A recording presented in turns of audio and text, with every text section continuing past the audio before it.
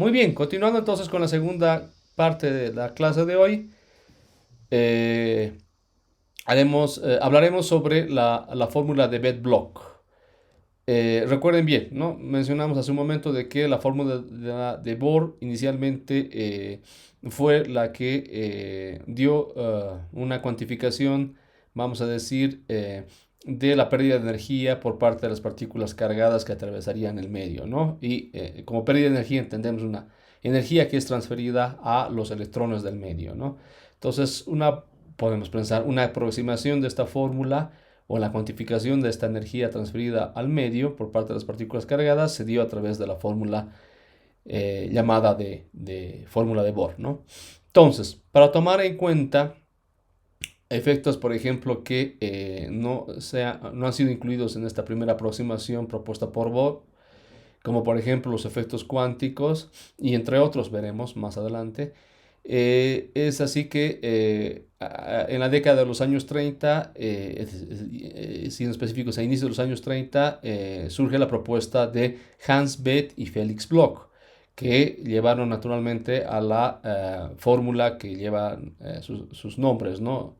Conocida como la fórmula de Bethe-Bloch, para una expresión que justamente, como ustedes pueden ver aquí de la ecuación, finalmente es, o en la misma es incluida una serie de parámetros que no solamente hacían referencia como la fórmula inicial de Bohr, no a las características de la parte de la partícula cargada, sino también a las características del propio medio, que va más allá naturalmente de enfocarse, por ejemplo, o hablar de una sola densidad, por ejemplo, asociada de electrones al medio, sino también, como ustedes pueden ver, tenemos parámetros que son propios, por ejemplo, de la descripción más, si vale el término, detallada de las propiedades del medio, como la inclusión, por ejemplo, de un número, ¿no? Que podría representar de átomos presentes en el medio, asociado, por ejemplo, al número de Avogadro.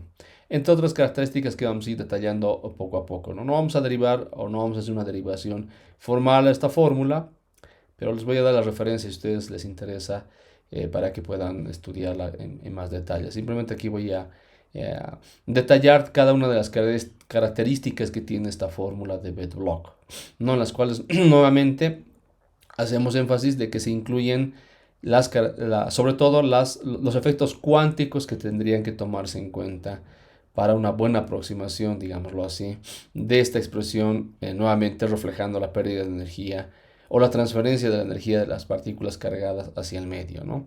Entonces, a ver, iremos desglosando cada uno de los términos presentes en la fórmula de Bedblock, ¿no? Podemos identificar constantes bastante ya, vamos a decir, conocidas, como por ejemplo el radio clásico del electrón, ¿no? Que corresponde a este valor y que está naturalmente en la fórmula. Mencionaba el número de Avogadro, ¿no? Que corresponde a esta constante por unidad de mol, que nos da una idea naturalmente de la cantidad de átomos con los cuales podrían interactuar, ¿no? Las partículas, por ejemplo, por mol de materia, que nos aproxima a una situación aún más realística, ¿no?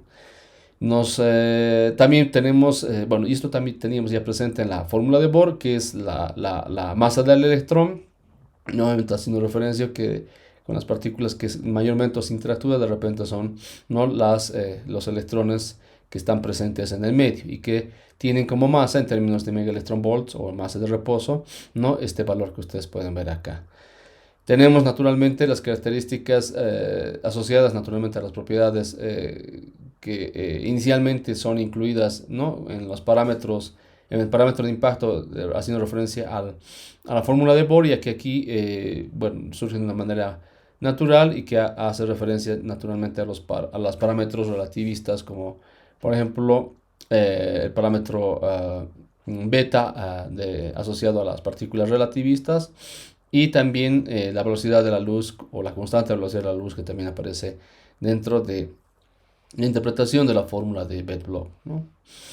Entonces, tal vez esta primera parte de las constantes que aparecen en la fórmula de Bedblock, ¿no? 2pi, el número de Avogadro, el radio clásico del electrón y la masa del electrón, se pueden reducir a un valor que es justamente este de acá, en unidades de energía, unidades de megaelectronvolts, por ejemplo, por centímetro y por gramo al cuadrado, que podríamos asociarla. Ahora, yendo un poquito más a los términos, por ejemplo, de la partícula incidente también, o a detalle un poquito más estos términos de la partícula incidente, tenemos naturalmente, ¿no? Z hace referencia a la carga de la partícula, aquí Z en Z minúscula. Beta, la parámetro relativista asociado a la velocidad de la partícula, ¿no? Gamma también, lo propio en términos de beta, asociada a las características relativísticas de la partícula, que también podemos ver dentro aquí del argumento del logaritmo neperiano dentro de la fórmula de Bohr. Tenemos este W de acá, max, que hace referencia justamente al término de la máxima energía transferida en la colisión, ¿no? Que está en términos de la masa del electrón, las constantes o los parámetros relativistas, la masa de la partícula incidente, que somos consecuentes con la propuesta, ¿no? de Bohr, de tener una masa asociada a una masa mucho más grande que la masa del electrón. Finalmente poder ser aproximada justamente esta cantidad a esta expresión que tenemos acá, ¿no? Donde normalmente en la aproximación tomamos en cuenta que m mayúscula representando la masa de la partícula incidente es mucho más grande que la masa del electrón. Y bueno, en este escenario también podríamos incluir, por ejemplo, a los protones, ¿no? Que inicialmente no podríamos pensar, digamos, incluir en las características de la fórmula de Bohr inicialmente, ¿no? Y de esta manera podemos pasar también a los parámetros que describen justamente al medio, que en esencia son 4. Y vamos a hablar, por ejemplo, de este I latina mayúscula, que hace referencia al potencial de ionización del medio, que aparece también dentro del argumento del logaritmo neperiano, como ustedes pueden ver. Aparece también el número atómico asociado al medio, que está representado por la letra Z mayúscula. El número de nucleones del medio, representado naturalmente por el número o el peso atómico asociado al medio. Y finalmente ρ, que hace referencia justamente a la densidad del medio, ¿no? Que aparece también en la expresión, como ustedes pueden ver. Bueno, entonces, como decíamos, ¿no? Esta fórmula nuevamente que incluye, además de los efectos cuánticos, los parámetros relativistas y más detalles, podríamos pensar sobre las características propias del medio, ¿no? Haciéndolo incluso más realista de tomar, por ejemplo, constantes que harían referencia justamente a la densidad, por ejemplo, de átomos con los cuales se encontraría la partícula cargada y a las cuales transferiría, o a los electrones del medio transferiría esta energía. En esencia es la idea justamente de esta forma de Bedbloch, ¿no?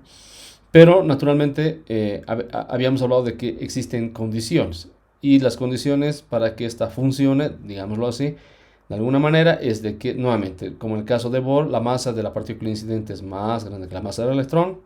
La energía de la partícula incidente, bueno, aquí tenemos un rango de energía bastante grande, ¿no? Pero se asume de que es una energía por debajo de los 100 gigaelectronvoltios por parte de la energía cinética asociada a la partícula incidente. Y el parámetro beta asociado justamente a las características relativistas es mucho mayor que la multiplicación entre, o simplemente es mucho mayor, podríamos pensar, entre la carga asociada a la partícula incidente y el parámetro, y la constante de estructura fina, reflejando justamente, por ejemplo, la interacción electromagnética que ocurre principalmente como mecanismo principal de interacción que estamos queriendo describir a través de la fórmula de Bedbloch. De repente esta es la condición que refleja de manera más evidente de que estamos hablando siempre de una interacción electromagnética que estamos queriendo, nuevamente repito, describir con esta fórmula de Bedbloch, ¿no? Con la idea que tenemos de cuantificar la pérdida de energía de la partícula cargada atravesando el medio, ¿no? Bueno, entonces, naturalmente a la fórmula de Bedbloch inicialmente propuesta en la década o a inicios de los años 30 por ambos, es corregida más adelante, ¿no? Por otros actores que incluyen naturalmente más efectos cuánticos, si ustedes quieren, ¿no? Por ejemplo, el efecto del spin es incluido. Y aunque este, digamos, es muy pequeño, de todas formas se lo incluye, digamos, dentro de los efectos que podrían tener asociadas a la fórmula de Vebloch. Y otros términos de corrección que en un momento más iré a detallar, que están acá, ¿no? Y que finalmente uno puede ver de la literatura de que la fórmula de Vebloch que se conoce hoy en día y que funciona bastante bien, eh, interpretando justamente la pérdida de energía de las partículas cargadas en el medio, no solamente hablando de partículas muy masivas, sino también podríamos asociar a los mismos protones o incluso mesones, que describe bastante bien el comportamiento de la pérdida de energía de estos en el medio. Es esta fórmula que finalmente tenemos acá, con las últimas correcciones, digámoslo así, que en un momento más iré a detallar. Y en la cual, repito, esencialmente se ha incluido, por ejemplo, como un último efecto cuántico, el efecto del spin, por ejemplo, ¿no? Bueno, entonces los términos de corrección que pueden ver, a diferencia, por ejemplo, ¿no? de lo que vemos entre esta expresión y esta de acá que inicialmente les he mostrado, son en esencia, podemos pensar, asociados a estos dos parámetros, delta y este C mayúscula, ¿no? Delta, que es el parámetro que describe cómo el campo eléctrico de una partícula incidente o asociada al campo de la partícula incidente se ve apantallado, es el término, o se ve, podemos decir, disminuida en cierta manera, ¿no? Por la densidad de carga gigante, digamos, que encontraría esta partícula cargada, ¿no? Al ingresar al medio. Y esta densidad gigante de carga naturalmente se la atribuye a la densidad de electrones, o sería proporcional a la densidad de electrones presentes en el medio, ¿no? O a los electrones presentes en los átomos del medio. Entonces, este es un efecto que se incluye dentro de la fórmula de Vebloch, ¿no? Otro efecto a través de esta letra C mayúscula es la corrección de la capa o coraza para la descripción justamente vamos a decir, así como la que hicimos, por ejemplo, ¿no? Para la descripción del modelo de capas del núcleo. Les había mencionado que también hay un modelo que es estudio de capas también, que hace referencia justamente a un modelo cuántico del átomo. Y justamente esta corrección como efecto cuántico también es introducida suponiendo que no tenemos este modelo de capas eh, describiendo las propiedades cuánticas del átomo y naturalmente estas bueno, esta propiedad asociada incluso a los orbitales asociados a cada una de las capas dentro de la interpretación del modelo de capas, valga la redundancia, del modelo del átomo, es asociada justamente a la velocidad de los electrones en estas capas, que más o menos, no, como habíamos visto, de la condición inicial, reflejando justamente la interacción electromagnética sujeta a la carga del electrón, ¿no? Y a través de la constante de estructura fina, está naturalmente en las condiciones relativistas y hablando, por ejemplo, de la velocidad orbital de los electrones dentro del átomo, hace referencia de que esta velocidad es próxima, por ejemplo, igual a la carga de los mismos por la constante de estructura fina. Digamos un efecto, si ustedes quieren, de ver la dinámica de los electrones dentro del átomo en términos justamente de la carga de los mismos y de la constante de estructura fina que naturalmente igual aparece, ¿no? En la descripción del modelo de capas asociado al del átomo. Bueno, sin ir, digamos, más en detalles al respecto sobre este modelo de capas asociado al del átomo, es, digamos, como efecto cuántico que se incluye dentro de la fórmula de Vebloch, ¿no? Tomando en cuenta que nuevamente como escenario principal imaginamos de que la partícula cargada interactuando con el medio, interactúa sobre todo con los átomos del medio, ¿no? Que es justamente la idea que se quiere poner en evidencia en este modelo que estamos representando a través de la fórmula de Vebloch. Bien, la velocidad de la partícula, uno podría pensar, ¿no? Que la velocidad de la partícula en términos, por ejemplo, de parámetro beta, como ustedes pueden ver dentro de la expresión de la fórmula de Vebloch, en realidad aparece de una manera vamos a decir, o podría jugar un rol importante dentro de la misma representación de la fórmula. Y esto lo vemos justamente reflejado cuando, por ejemplo, se hace el cálculo de esto experimental, por ejemplo, de la pérdida de energía justamente a través de la fórmula de Bedblock, y se hace justamente la, vamos a decir, o se estudia justamente la forma, si ustedes quieren, funcional que tiene la fórmula de Bedblock, y se la ajusta naturalmente al depósito de energía que van, digamos, revelando las partículas cuando atraviesan la materia, ¿no? A ver, en un momento más voy a ir a hablar un poquito más de detalles al respecto. Pero bueno, fundamentalmente podemos ver que justamente el término de beta lo encontramos, ¿no?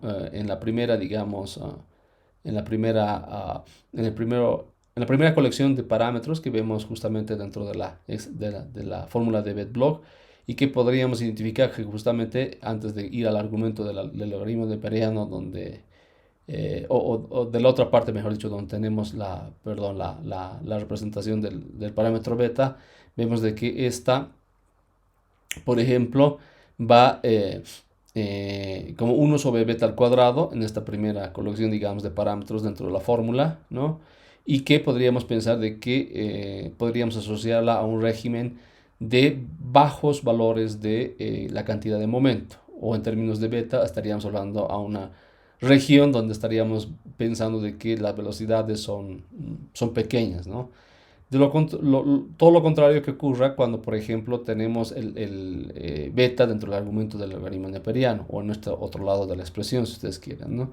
Donde naturalmente estaríamos hablando de un régimen o de una región donde tenemos una gran cantidad de momento asociada a la partícula cargada, o podríamos pensar de que tenemos un beta muy próximo a 1, digamos, ¿no? Y esto se conoce justamente como el incremento relativista dentro de la expresión de la fórmula de Bedblock. A ver, ¿de qué estamos hablando? Estamos hablando justamente de este comportamiento que vemos a través de esta gráfica que ustedes pueden ver acá, que hace referencia así explícitamente, por ejemplo, a la pérdida de energía de pions cargados en cobre, por ejemplo, ¿no? Donde naturalmente aquí ustedes pueden ver, por ejemplo, que el potencial de ionización del medio se atribuye naturalmente como característica propia o intrínseca, podríamos decir, del medio, dentro del contexto también que incluye como parámetro relevante de la descripción del medio la fórmula de Bedblock. Es un valor que, bueno, digamos, incluso hoy en día están en tablas, digamos, ¿no? En la mayoría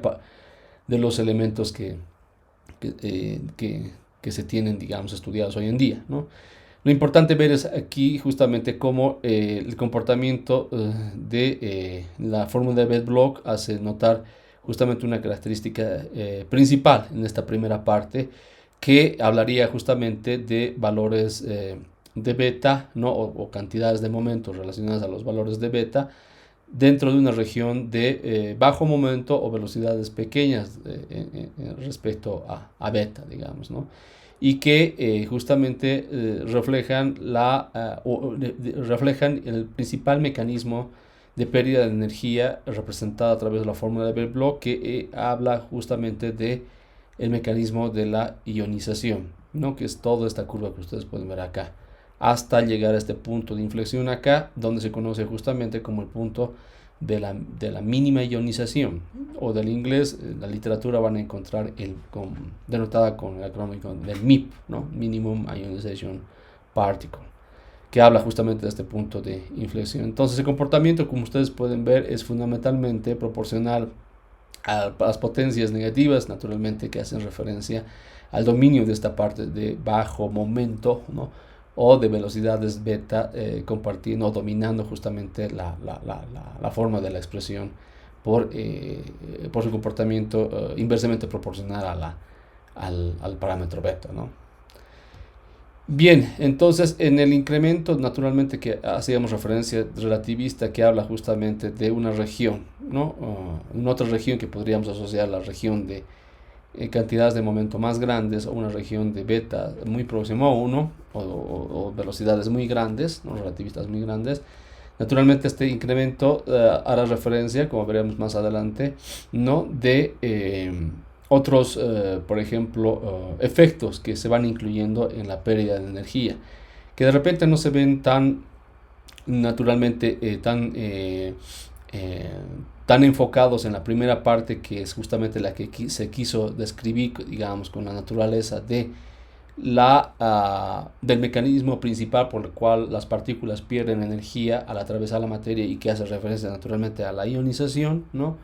Asociada ahora, como podemos ver, a la fórmula de Bethe-Bloch, a una región donde tenemos una cantidad de momento asociada a la partícula cargada de valores bajos relativamente, ¿no? O velocidades relativistas que van en dominio justamente del parámetro beta, como 1 sobre beta al cuadrado, como tenemos, ¿no?, dentro de la expresión de la fórmula de Bethe-Bloch. Como decía hace un momento, ¿no?, del punto de inflexión que asociamos al mínimo de ionización de la partícula, y que naturalmente podríamos asociar incluso en función al material a una gran variedad, digamos, de partículas cargadas que atraviesan los materiales. Esto igual está ya presente en tablas, como podemos ver más adelante. Hablamos de otra región donde naturalmente, por las características de una región donde se tiene una cantidad de momento mucho más grande de la partícula cargada, o una energía, podemos asociar al mismo, cinética más grande, y además al mismo tiempo podríamos asociar un régimen relativista mucho más alto en términos de la velocidad relativista que podríamos asociar a la partícula, ¿no? En términos de beta, estaríamos hablando o una serie de contribuciones que se sumarían justamente al mecanismo principal de la pérdida de energía, que naturalmente va contribuyendo de una manera diferente a la que inicialmente vimos con el principal mecanismo, que es el de la ionización, y que es justamente el objetivo por el cual se ha propuesto, digamos, la fórmula de Bethe-Bloch, en el sentido de hacer más presente, digamos, de repente el mecanismo justamente o el principal mecanismo de la pérdida de energía de las partículas cargadas, que es a través de la ionización. Entonces, más adelante veremos justamente qué otros mecanismos pueden ir sumándose en esta región de cantidad de momento más grande asociada a la partícula cargada, o velocidades relativísticas más grandes, ¿no? Bien, entonces, ¿qué más podemos decir de la fórmula de Bethe-Bloch? Volviendo justamente a una de las condiciones que indicaban de que la masa de la partícula incidente tendría que ser mucho mayor que la masa del electrón. Esto no descarta que incluso podamos, ¿no?, como una buena aproximación, describir, por ejemplo, la pérdida de energía de partículas masivas como los mesones, como vimos, por ejemplo, en el caso de los piones, o como incluso los mismos protones. ¿Qué sucede si tomamos en cuenta de que está, digamos, la partícula incidente es más o menos del orden de la masa del electrón, o cómo podríamos escribir esto para los mismos electrones, ¿no?, o positrones, atravesando justamente la materia? Entonces, para esto se tuvo que recurrir a otra modificación, a una última modificación, que vamos a decir así, que se dio a la fórmula de Bethe-Bloch. Igual estamos siempre hablando del siglo pasado, y que simplemente nos llevan a los dos escenarios de los cuales hablábamos, ¿no?, hace un momento. Es decir, nos lleva al escenario donde podemos aplicar justamente la fórmula de Bethe-Bloch para el caso de los electrones, o también podemos aplicar la misma fórmula de Bethe-Bloch para el caso de los positrones. Pero para esto tomamos en cuenta esta modificación, que justamente ustedes pueden apreciar aquí a la expresión final, digamos, que tenemos para la fórmula de Bethe-Bloch, ¿no?, donde normalmente, más allá, digamos, de la fórmula que justamente se ve modificada, tomamos en cuenta lo que ya habíamos pensado, o habíamos tomado en cuenta previamente, ¿no?, que son las características del medio, las características ahora de la masa, o de las características asociadas a la partícula incidente, que prácticamente es la misma que caracteriza justamente a las partículas con las cuales se interactúa, que son los electrones del medio, y los parámetros relativistas, como ustedes pueden ver. Está para el caso entonces de los electrones, y está para el caso de los positrones. Y como les decía, más referencias, si ustedes quieren, sobre esto pueden encontrarlas justamente, y les recomendaría, digamos, como bibliografía complementaria, podrían encontrarlas justamente en los artículos que derivaron justamente a a la expresión de la fórmula de Bedblock y que hacen referencia justamente a los artículos a los 3 artículos que aquí ustedes pueden tomar como referencia, donde justamente estas últimas modificaciones las hicieron personajes como Mott y entre otros que recordarán también eh, participó muchísimo en la interpretación justamente de la dispersión de Rutherford e incluso nos lleva justamente a una dispersión particular de, por ejemplo, ¿no? partículas cargadas en la materia que hace referencia justamente Mott o la dispersión de Mott, ¿no? Entonces él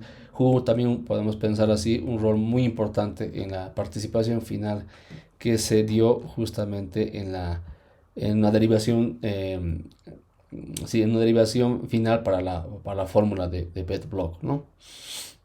Bien, entonces, algo que también podríamos notar, ¿no? De la forma de Bedblock es de que podríamos caracterizar la misma para un elemento en particular, ¿no? Aquí como, por ejemplo, cuando estudiamos el caso de la interacción de los piones cargados en el cobre, entonces uno podría pensar de que podríamos asociar una fórmula de Bedblock bien estrictamente, digamos, referida a las características del elemento que estamos incluyendo dentro de esta cuantificación de la pérdida de energía por parte de las partículas cargadas, atravesando este elemento.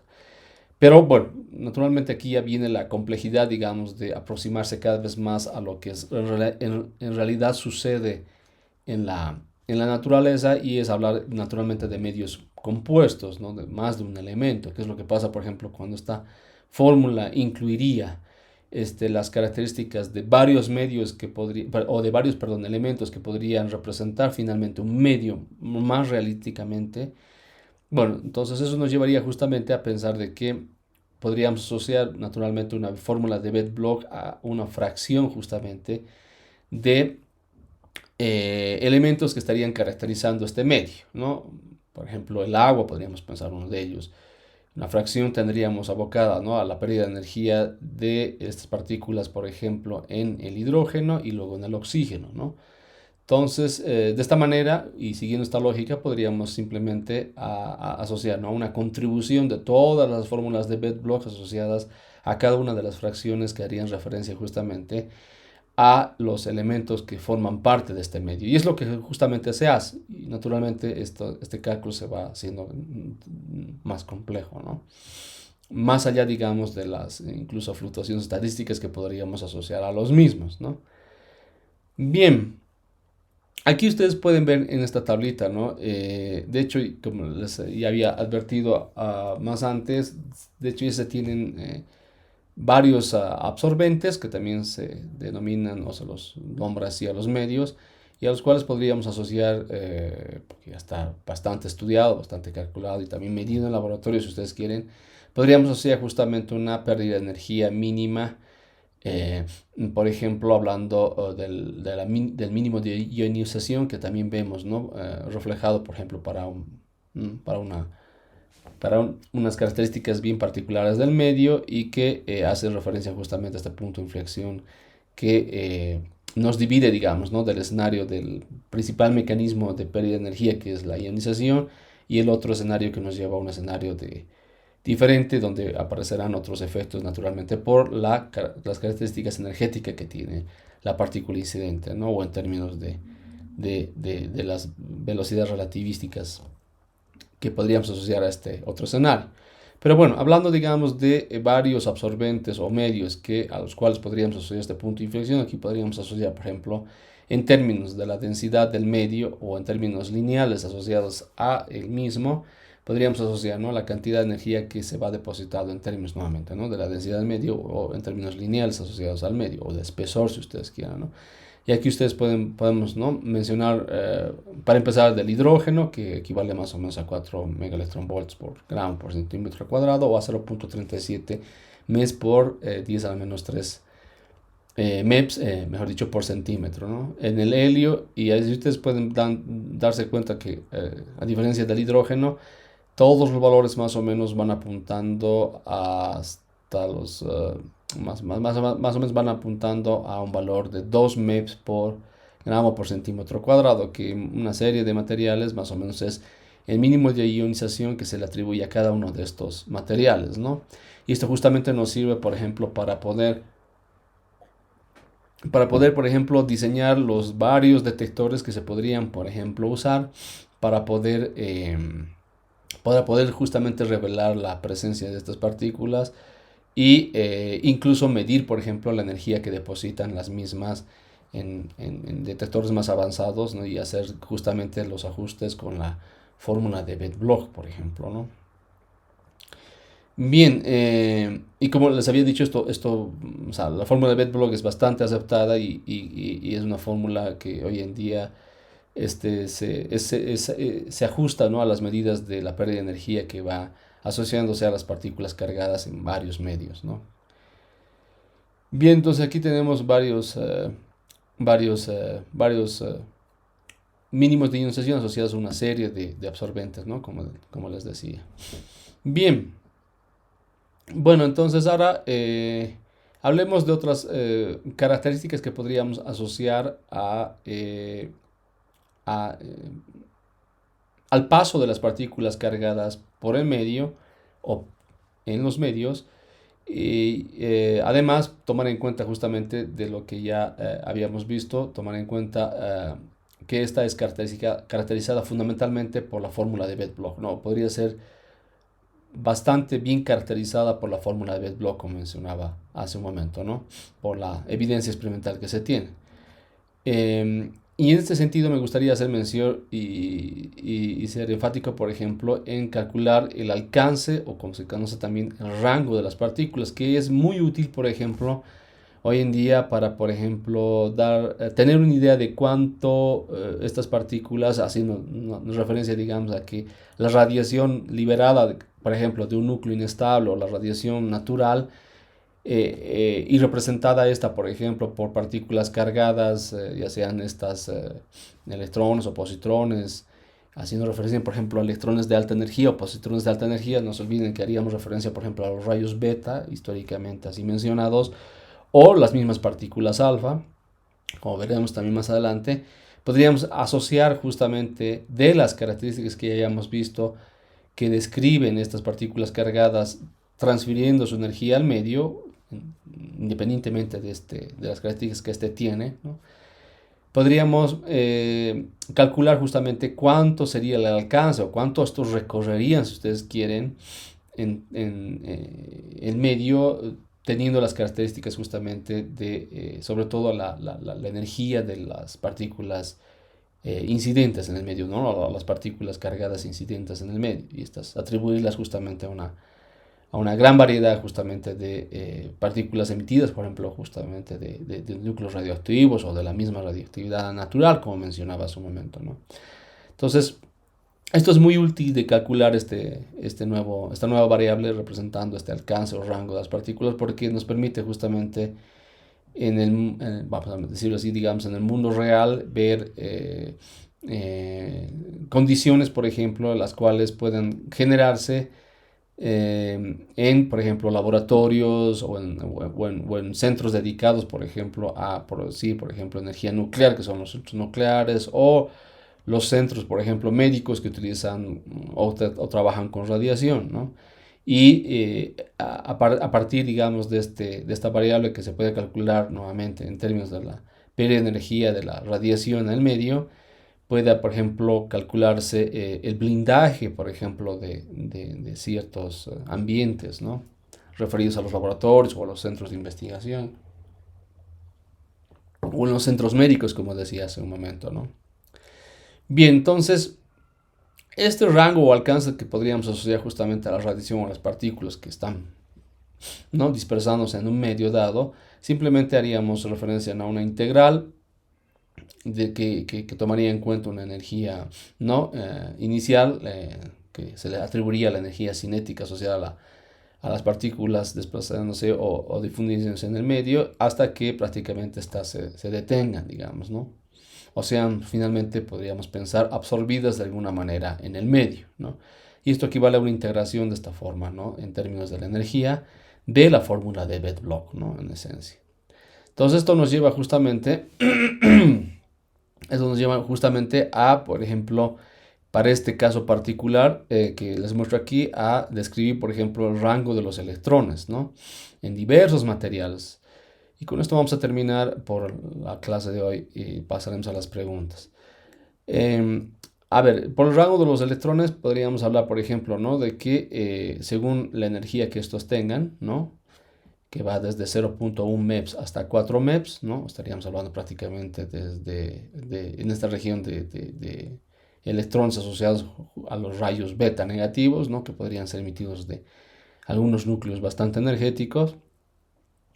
Entonces podríamos ver, por ejemplo, de que en aire llegan a estos, sobre todo en esta región de alta energía asociados a los electrones, llegan a recorrer cientos de centímetros, ¿no? O podríamos podrían recorrer metros o incluso miles de centímetros asociados, ¿no? Al desplazamiento de estos en aire. Entonces, como les decía hace un momento, ¿no? El cálculo del rango justamente o del alcance de los electrones, en este caso particular para el aire, nos da una idea de cuánto recorrerían estos electrones con una cierta energía en aire, por ejemplo, ¿no? Lo cual es muy diferente, digamos, en materiales más densos, como el agua, por ejemplo, o el plexiglas, que es un tipo de, de de plástico, el concreto o algunos metales como el aluminio, incluso más densos como el hierro o el plomo incluso. Ustedes pueden ver que con el caso, digamos, extremo en el cual se ven bastante reducido el alcance de estos electrones es con el caso del plomo, por ejemplo, ¿no? De que, por ejemplo, ¿no? Para electrones de 2 megaelectronvoltios, en el caso de el aire recorren cientos de centímetros, ¿no? Y si en vez de, o en el ambiente se coloca, por ejemplo, plomo como, como barrera, digamos, a estos electrones de 2 megaelectronvoltios, eso significaría de que la barrera haría de que estos solamente se desplacen unos cuantos milímetros, ¿no?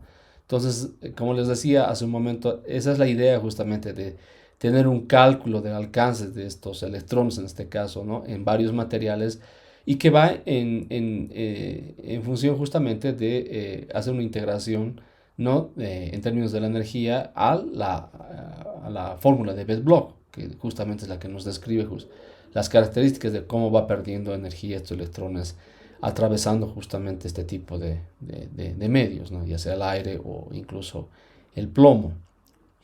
Entonces esta nos da una idea, como ustedes pueden ver, bastante clara de cómo puede uno en el mundo real ir, digamos, así, blindando los ambientes donde justamente están sometidos a esta intensidad de radiación por parte de los electrones, ¿no? Y esto es muy importante hoy en día para el cálculo de blindajes en varios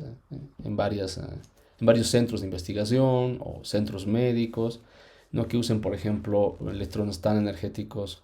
Hoy en día los aceleradores lineales, por ejemplo, pueden ser de este rango de energías de los electrones y que tener una idea justamente de cómo blindarlos es bastante útil en los centros médicos, por ejemplo, que utilizan este tipo de tecnología, ¿no? Bueno, me gustaría quedarme por ahora acá. Vamos a continuar la próxima clase. Si tiene alguna pregunta, por favor, hasta acá de lo que vimos dentro de lo que es la primera parte de la clase y esta segunda parte, me gustaría escucharlos, por favor. Adelante. ¿Existe alguna pregunta?